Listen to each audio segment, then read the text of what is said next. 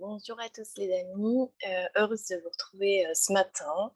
Ça fait un petit bout de temps, enfin j'ai l'impression que ça fait une éternité que je ne vous ai pas fait de vidéo. Je pense pas que ce soit vraiment vrai, mais en même temps ça dénote bien effectivement l'intensité de ce qui peut se passer dans nos vies, de ce qui se passe aussi dans la mienne. Et après de longues hésitations, Hem, toujours avec des parts, de moi qui peuvent se demander si ça va être assez clair, si ça va être pertinent, si ça va être intéressant de vous communiquer ça et cetera. Bien, après moult tergiversations, comme on dit, j'ai décidé de lancer la vidéo sans aucune préparation, juste avec, l'envie du cœur d'être dans le partage de ce qui se vit parce que je vois tellement au-delà de mon propre chemin. Je vois tellement en ce moment de personnes, mais qui sont mais chahutées, où c'est un bordel fini dans leur vie et qui se retrouvent du coup à traverser des phases de rien, de vide, de hop là, gros plongeon dans les abysses et pour une bonne partie qui, ne comprennent pas parce que, il y a une bonne partie de ces personnes qui, entre guillemets, «ont déjà fait un beau chemin sur elles-mêmes» et qui vont déjà nettoyer plein de trucs et qui du coup peuvent se dire: «Non mais attends, c'est quoi ce bordel, Marie? Comment ça se fait que je peux en être encore là?» et cetera, et tatati, et j'ai rien compris et du coup ben, ça peut générer effectivement du coup des grandes souffrances et moi du coup je voulais vous partager, ce qui se enfin rapidement parce que ça sert à rien non plus de faire toutes les étapes, mais effectivement les dernières semaines, m'ont fait naviguer dans des espaces, incroyables et je me sens, totalement différente aujourd'hui. Alors, si j'en parle pas forcément, enfin j'ai fait quelques posts quand même quand j'étais en plein dedans, mais je ne le fais pas forcément quand je suis en plein dedans, non pas pour dissimuler quoi que ce soit de moi, mais simplement parce que je n'en ai pas les moyens, en fait. C'est-à-dire dans les moments où je vais être submergée, où je vais être, bah, là, c'était le cas, c'est-à-dire que j'ai découvert ce que c'était que des crises d'angoisse, je ne connaissais pas. Quand je suis dans ma crise d'angoisse, je suis incapable d'allumer ma caméra et de vous parler. Je veux dire, c'est juste, aussi bête que ça. Je dois me gérer moi toute seule et donc forcément, bah, c'est ça qui prime. Donc c'est aussi pour ça que quand je reviens vers vous, c'est que il y a aussi une certaine digestion et intégration du processus qui s'est vécu et ça c'est un de mes chromosomes, je vais dire, une de mes facettes phares, c'est-à-dire ce côté explorateur, à la Einstein qui plonge dans le processus, qui le vit à fond et qui va ensuite décoder, décortiquer, aller au fond, fond de l'expérience pour dégager la formule, quoi. Et une fois que j'ai la clarté sur ça, ben j'ai énormément de joie, en fait, à transmettre, à vous en parler. Donc c'est aussi pour ça que quand je reviens émotionnellement, c'est souvent plus léger déjà parce que le gros truc est passé et parce que j'ai mis de la clarté et de la conscience sur le processus. Et là, moi, le processus que je vois qui s'est vécu de manière très individuelle et très unique parce que c'est mon chemin, mais je le vois de manière plus universelle pour beaucoup de gens qui m'entourent en ce moment, c'est l'incarnation. Et ouais, on y revient encore, on y revient, on y revient, on y revient, on y revient. Qu'est-ce que je fous sur cette terre et est-ce que j'accepte les règles du jeu de l'humanité, de ma condition humaine? Et ces dernières semaines, pour moi, ont été ça à nouveau. C'est-à-dire une grande, grande traversée. Alors ça s'est traduit par quoi? Eh bien, par du coup des difficultés dans la matière à vraiment continuer à installer mes activités, hein, parce que bah, pour ceux qui le savent pas, plutôt, pour ceux qui ne le savent pas, effectivement, j'ai complètement changé ma voie professionnelle il y a 4 ans et demi à peu près et puis depuis 4 ans et demi, ça ne fait que changer, parce que le projet de départ n'est pas du tout celui dans lequel je suis aujourd'hui et donc la vie m'a emmenée de fil en aiguille, dans des choses que je n'imaginais pas du tout et ça me fait vivre des initiations énormes à titre personnel, énormes, énormes, de traversées justement, et d'enracinement de l'amour de moi et ce que je vis là, c'est bien au-delà de l'ancrage. C'est pas une question d'être ancré, d'être là, et cetera. C'est une question de m'enfoncer au plus loin possible dans l'incarnation, dans le fait que je suis dans ma condition humaine et dans la compréhension. Alors, c'est pas intellectuel quand je dis le mot compréhension, c'est dans l'accueil, l'intégration complète de ce que ça veut dire être dans son humanité, avec tout ce que ça comporte. Et ça m'a demandé de faire un deuil énorme, énorme. Et vraiment, je vous le dis, il y a beaucoup d'émotions derrière parce que la petite fille que j'ai été quand je suis arrivée sur Terre était une petite fille avec un cœur immense, avec mes grands yeux immenses ouverts sur le monde, un cœur qui débordait d'amour, qui n'attendait que ça, d'offrir ça sur le monde, dans ce monde-là, et qui était très rêveuse. Et ça me touche parce que quand je vous en parle, elle est là, cette petite fille, avec tous ses grands rêves d'amour. Et la réalité sur la Terre n'est pas celle-là. Quand on arrive sur la Terre, on est dans un monde de dualité. On est là et d'un coup, on a l'impression que l'unité n'existe plus, que on est séparé de tout, que tout fonctionne voilà, en opposé, en contraire, etc. Et en fait, ça peut être très violent et on est très nombreux du coup à être en difficulté avec le fait d'accepter tout simplement l'expérience un être incarné sur Terre. Mmh. Et moi, je le dis aujourd'hui sans plus de complexe, parce que c'est au-delà de mes croyances, c'est des choses expérimentales intérieures, à l'intérieur, des voyages intérieurs que je fais, de souvenance d'autres espaces que la Terre, où effectivement les choses sont complètement différentes et ne sont pas du tout de l'ordre de cette dualité, de cette matière qui sans arrêt nous confronte à l'altérité.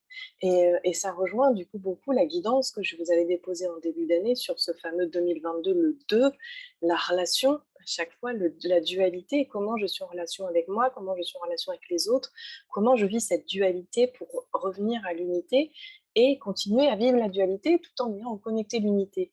Et c'est là que je veux en venir, c'est-à-dire que cette grande traversée-là, c'est que je vois que ma petite Marie, euh, qui a été longtemps rêveuse, à qui souvent petite on disait ouh Marie t'es où? Et effectivement j'étais souvent absorbée dans mon monde à moi intérieur parce que quelque part je pense que je trouvais que celui-ci était un peu trop difficile. Et d'année en année je mesure la beauté de ce que c'est, à quel point de pouvoir continuellement, mais je dis descendre moi parce que je parle de plonger à l'intérieur à chaque fois, et j'ai la sensation que je plonge dans ma densité et dans mon humanité année après année, et que c'est l'une des plus grandes initiations, et qu'en fait pour moi c'est la porte du ciel. Dire que plus j'accepte d'être dans ma condition humaine, avec tout ce que la vie sur Terre implique, plus je goûte quelque chose de l'immensité à l'intérieur et de l'unité. Donc c'est ça qui est incroyable. Et donc le deuil qui est venu à moi comme des voiles, hein, c'est toujours, moi je vois toujours l'impression qu'il y a des couches, d'un coup des filtres, des voiles opaques qui s'en vont d'un coup et qui laissent la place à une clarté, un champ de conscience auquel je n'avais pas accès jusque-là. Et là, ce qui s'est passé, c'est vraiment la phase de, en fait Marie, il n'y a pas de quête dans ces quêtes spirituelles. Il n'y a pas une quête à une vie qui devrait être une fois que tu t'es éveillé, entre guillemets, que tu as enlevé des couches, que tu as libéré tes plus grosses blessures, comme si, il y avait une part de moi qui n'avait pas conscience que, et elle croyait en fait au fait que, bah, après la vie est plus challengeante en fait. Que, bah, quelque part ça devrait rouler en fait. Si je suis alignée, ça devrait rouler. Si je suis centrée, ça devrait être fluide. Tous ces préceptes qui sont énormément, colportés dans les voies spirituelles et du développement personnel, c'est comme si tout ça, ça s'était écroulé. C'est comme si la vie m'avait demandé, de ne m'accrocher à plus rien, en fait. De ne plus m'accrocher et de faire tomber des pans entiers de ces croyances-là auxquelles, en fait, encore je me tenais, comme une espèce de fuite encore du réel, de cette réalité, d'accepter la réalité telle qu'elle est. Et accepter la réalité telle qu'elle est, pour moi, c'est accueillir la vie en profondeur.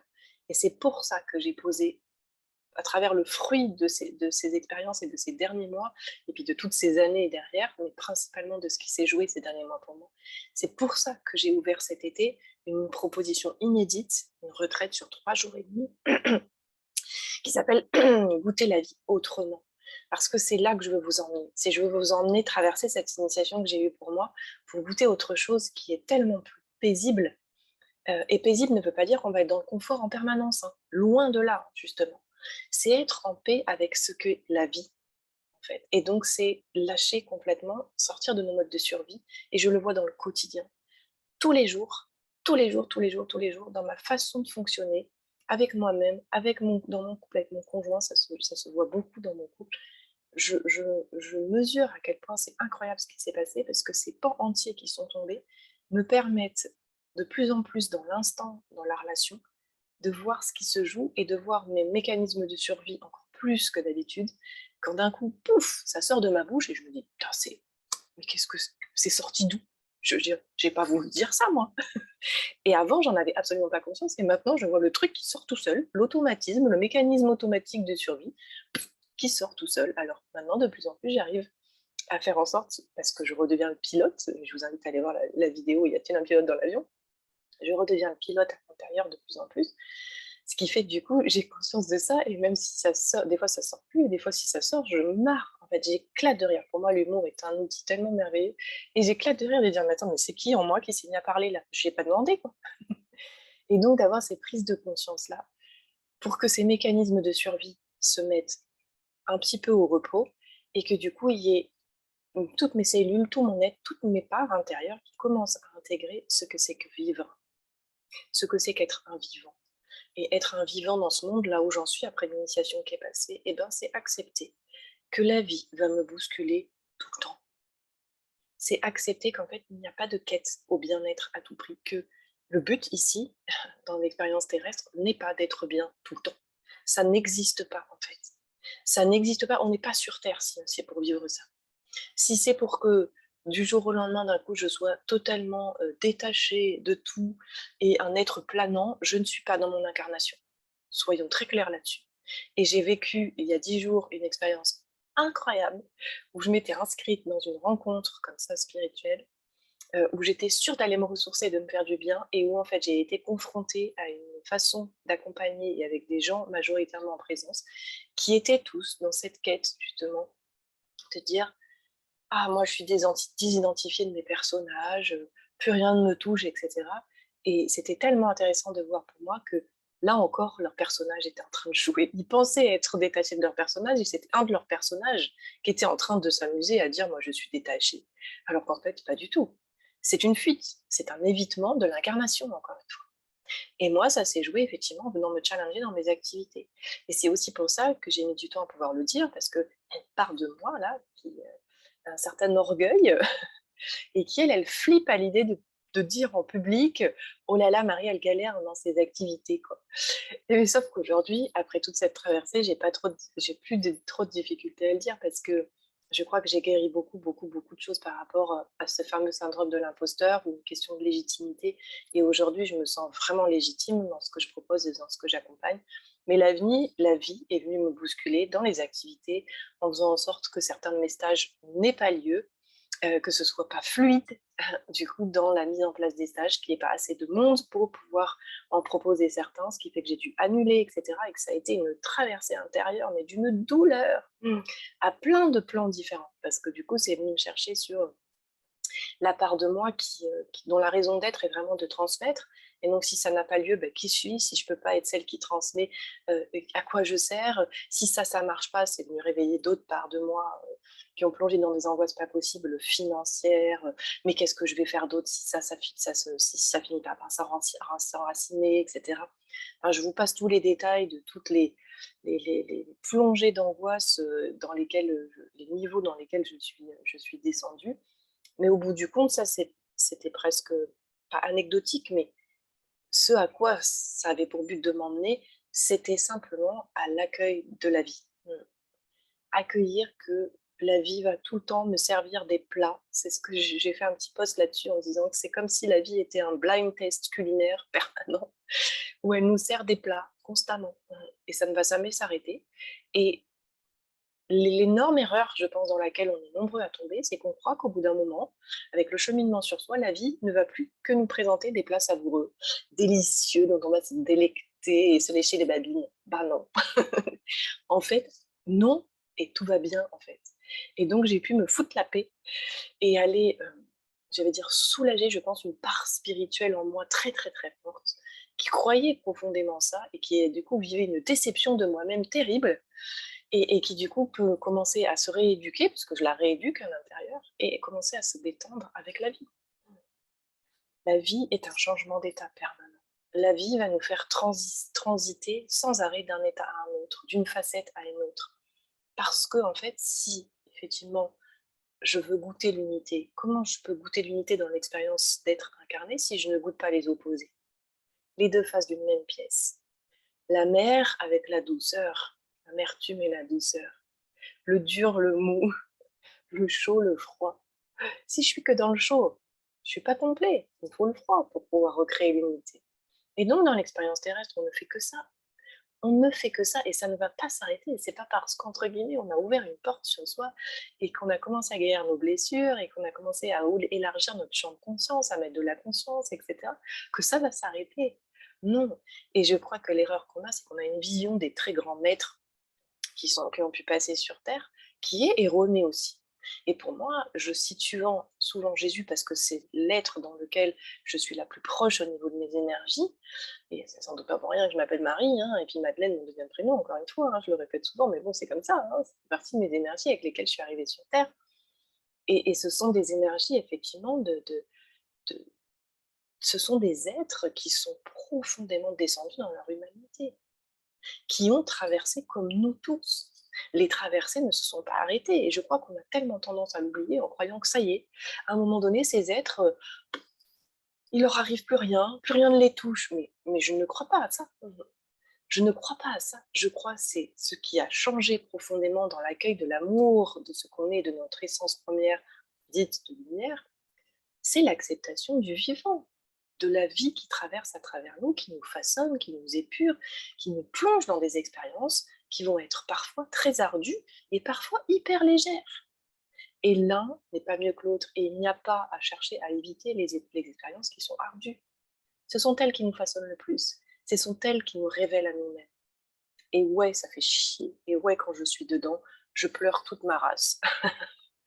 Je pleure toutes mes larmes et je suis en colère ouais, et toutes ces émotions sont là et elles vont pas s'arrêter.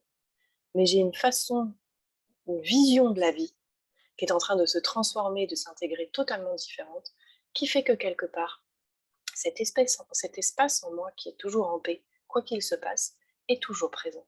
Et il s'agrandit à l'intérieur et donc il peut être le réceptacle amour et bienveillance avec toute l'agitation qui peut se vivre à l'intérieur de moi, selon les plats que la vie est en train de me servir. Et Dieu sait qu'il y a des plats qui ont des mal à passer. Et Dieu sait qu'il y a des plats que j'ai envie de vomir. Et Dieu sait qu'il y a des plats que j'ai envie de cracher direct. Tellement le premier goût est juste horrible en disant ah non, non, non, non, moi je veux plus de ça dans ma vie. Non, non, non, non. Mais je peux pas dire non à la vie. Qui suis je pour dire non à la vie?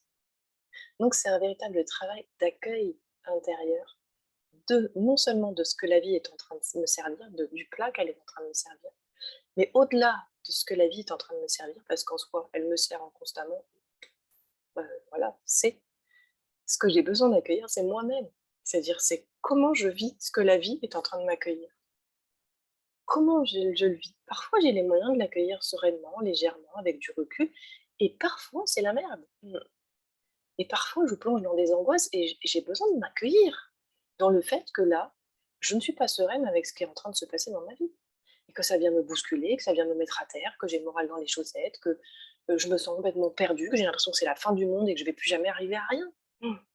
Et j'ai besoin de savoir trouver cet espace en moi qui peut accueillir, que j'ai du mal à accueillir ce qui est en train de se passer, que je suis en difficulté ou que je n'ai pas les moyens dans l'instant et que ce plat-là, il est dégueulasse et qui me donne la gerbe.